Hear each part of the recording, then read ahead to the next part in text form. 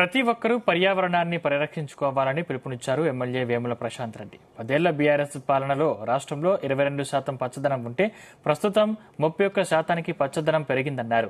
నిజామాబాద్ జిల్లా మోర్తాడు మండలం దోన్పాల్ గ్రామంలో వన మహోత్సవం కార్యక్రమం నిర్వహించగా ప్రశాంత్ రెడ్డి హాజరై మొక్కలు నాటారు.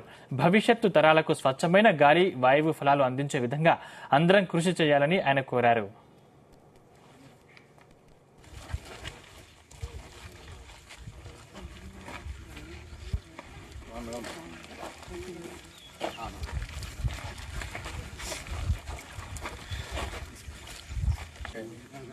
Prevent global warming, right? Reduce pollution, right? Anyone to get trained?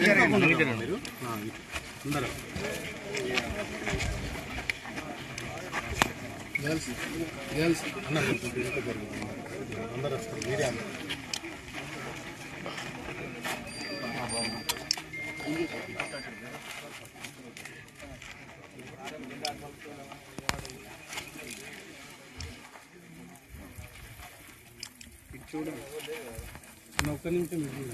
Okay.